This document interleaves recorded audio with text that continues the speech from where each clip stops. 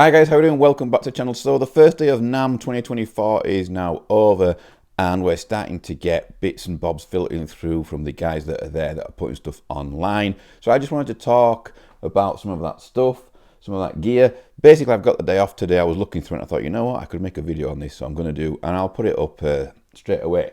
So the first thing I want to talk about is the new Diezel VH Mini. This for me is the most interesting thing that I've seen so far pop up from Namm 2024 on anyone's feed. It's very hush hush. There's absolutely nothing on the Diezel website whatsoever about this amp. We heard rumours of this amp a good year ago, and we ended up with that micro thing instead, which, let's face it, is never going to be anything like a real Diezel whatsoever, despite what people on YouTube might tell you. This is the VH Mini. It's got two channels, channel 1 and channel 2, like the VH2. I don't know what channels those are, so we know nothing about it. We don't know what tubes are in it. We don't know much about it. It's got a deep, a presence, a master 1 and a master 2. A couple of switches here. I'm not going to try and predict what those may or may not do because I might get that wrong. But yeah, I'm super excited about this lunchbox Diezel. Rigs are getting smaller now. People are using helixes live, things like that. People are not carrying around a 100-watt head anymore like they used to do. I'm a big fan of the 100-watt VH4, by the way. The first time I ever tried one, there was an SLO and a VH4, both next to each other. Both sounded absolutely amazing. The VH4 is super raw. It really is a raw sounding amp. I prefer a boost in front of it. The cleans on there were absolutely gorgeous, really crystal clean, sparkly clean. And the and the overdrive channel I used, I can't remember which one it was, but it had so much kick. You know when you hit a note like on, say, a rectifier or an amp like that, that's a really good amp with good transformers, and it punches you in there. As soon as you hit a note, whether it's palm muted, whether you just strike a note, it jumps out of the amp and it hits you. That's what the VH4 had in leaps and bounds, you know, and that's why I really liked it. Really raw, really aggressive, really awesome amp. So I'm hoping that they've managed to be able to get that in a smaller package. If they haven't, then this amp obviously won't be as good as a VH4 that we know and love. You know, the big 120 watt. Is it 120 watt? I think it is. I pressed a bad button there. The other thing that's popped up on my news feed, I just want to say a huge thanks to Chadwick Pryor. He is a Dean artist and he is obviously at Namm, or I'm assuming he is, or he's getting the pictures somehow if he isn't, but he's put in pictures of Dean guitars, which I'm really interested in, especially in 2024. It's the big year for Dean guitars, in my opinion, to come back and go, you know what, guys, we're going nowhere despite everything, you know, despite all the bad press. And I really like that.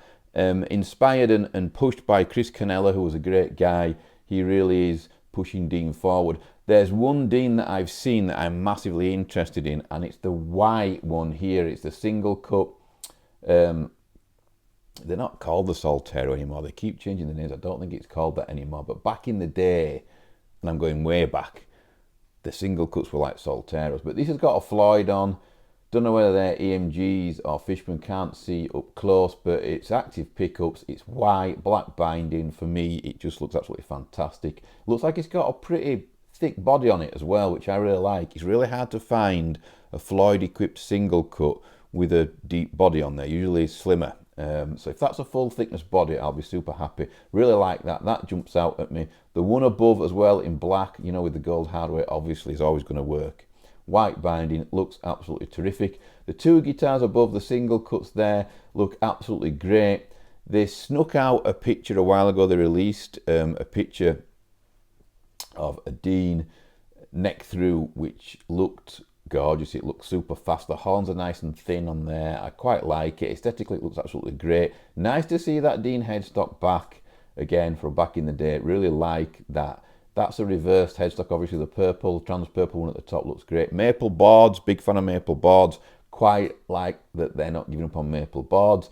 The most important thing, stuff as it sounds for me, about those two guitars there are that the truss rod adjustment is up high.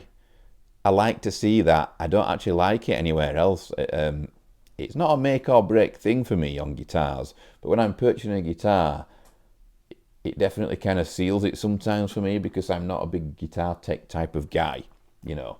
So I like things to get to them easily, and it's just a lot of hassle. And I don't think the plastic truss rod covers up on the headstocks. I think they're a bit old-fashioned now. I think they look pretty dirty. They make guitars look cheap, in my opinion.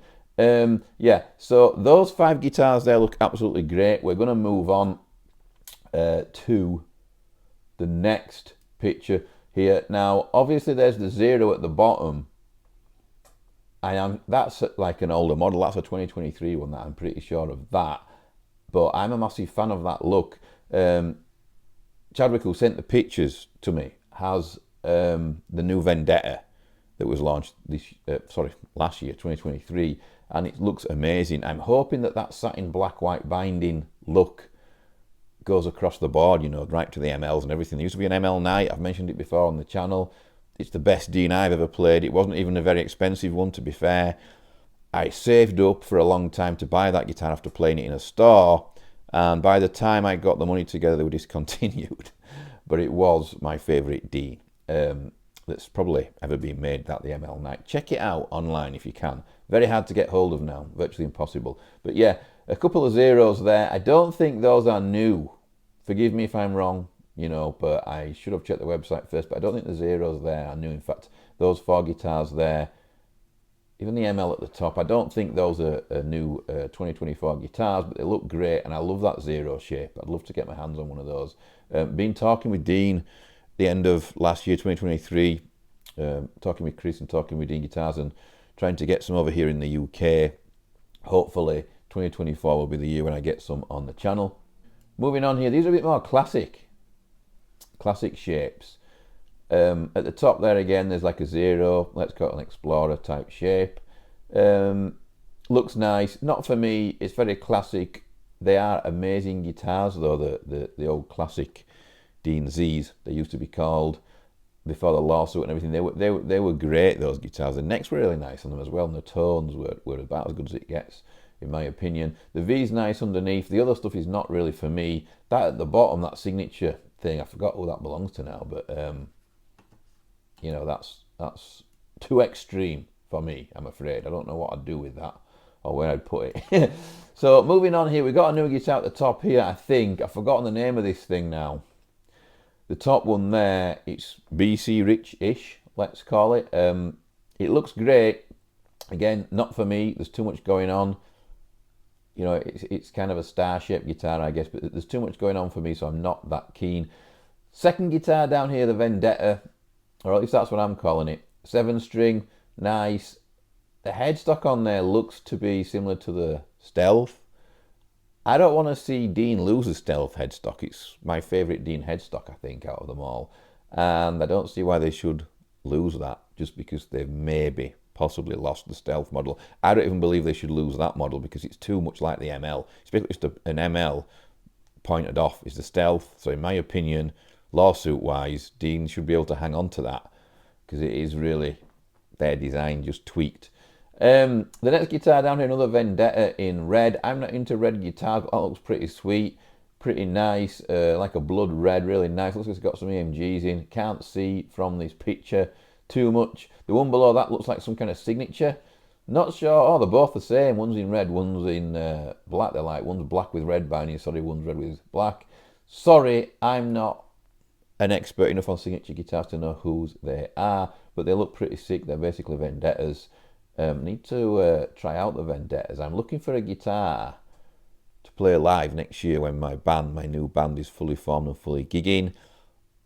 And I'm a pointy guy, usually stood up, or a single cut guy, so it'll be interesting to see what guitar I find, and I'm open to Dean, see what they come up with. There's some nice guitars here on the ASP Blue. I stole this video from Axe Palace, as you can see. It's very quick, scoots along pretty quick, but at the bottom here, there are some ESPs, not LTDs, that look absolutely stunning. That one's gorgeous. They are really, really nice. And then there's the silver thing that we covered on the channel, I think. But I think it was an LTD version in that colour, was it? But these ESPs across the bottom look absolutely amazing. Quick message from John at the top there, but I'll have to ignore. Hi, John. But yeah, it's just a quick glance. I thought it was worth putting on. We've given Dean Guitars some love. Let's give Dean Zielinski some love. We were hoping to see the dime bag guitars at Namm. I think they'd have already been shown online if they were there for sure. We've got these are Stratovitas, whatever the hell, I don't know what that means or how to say that, but they are really like the old Solteros, which I've already mentioned, and they look absolutely fantastic. Just look at them, they are beautiful. That silver there with the cream binding looks absolutely stunning, absolutely gorgeous. The access up high around the back is not scooped away, it's not scalloped away, which is a shame, but I've always loved the Soltero and that, the way that it comes around, you know, on the single cut. Where it scoops around the binding, kind of comes into the top, you know, across the top. I really like that sweep there that he's put on it. Worth mentioning this one, another ESP, it's an LTD. Just mentioning it because I like King V's, Jackson King V's, and this looks pretty sick. It was a really sick looking guitar. Absolutely love that thing. So I thought I'd mention that one. The next guitar I want to mention is this one. Now, when I went over the ESPs or LTD, should I say, for 2024, I kind of wasn't too fussed about this and just mentioned it briefly and moved on. They're really growing on me, these guitars, and I don't know why. Okay, they're growing on me, these, is it the O1 or something? I can't remember what it was called, ECO1 something. But yeah, I'm really starting to like these, and I don't know why. It's kind of calling out to me. This one in the flesh here, this V looks absolutely gorgeous. It's that trans brown, like an ale colour. It's like someone's spilled ale on it, but it looks absolutely gorgeous in the flesh there. I thought I'd just show you that one just because I can, and just because we've got the picture of it in the flesh. Chapman guitars, let's show them some love because we've not heard much from them, but a new shape has come out here, the Guardian. I'm not too keen, it's not my thing, but it's a new guitar nevertheless, and I thought I'd give Chapman guitars some love. I do like the guys at Chapman, they're really nice, really easy to deal with, and they have some great guitars. Ghost Fret, again, we'll mention it, one of my favourite guitars. I was hoping to see a Vietnam. Whether there is one there or not, I don't know, but I've not seen one yet, so I am a bit disappointed with that, Robert. If you are watching, you won't be, but never mind. I want to show you this as well, Rev amps. I'll never probably get one on the channel in a million years just because they're American and it costs a lot to ship them over. However, Rev amps have, well, I'll read it to you. So, Rev amps flagship amp, the Generator 120, gets a 10th anniversary update. Designer Dan, I can't say his name. I'm sorry, Dan. Dan, basically from Rev amps, the designer, went back to the original prototype and revolved the high gain channels to be more open, maybe revolved, I don't know, open and aggressive while still keeping all the modern functionality. They are available now for basically $3,000. Rev was looking to create an amp that sits between their Generator 120 and G20. The result was this feature-packed G50. It's a 3-channel monster that includes many of the features found in the 120, but a more affordable price. Dropped today at Namm for $2,000. Okay, so yeah, I think that's it. I think we're done. I just thought I'd make this video just as a little update, just to see. I woke up the next morning as day one ended, and I kind of went on my phone just to grab some bits, see what was going on at Namm. So far, that's all I've come up with. At the next video you'll see on Namm will probably be when it's over, and I'll have much more information. Thank you very much for watching, guys. As always, please subscribe and give me a thumbs up, and give me a comment, you know, on some of the new gear, see what you think.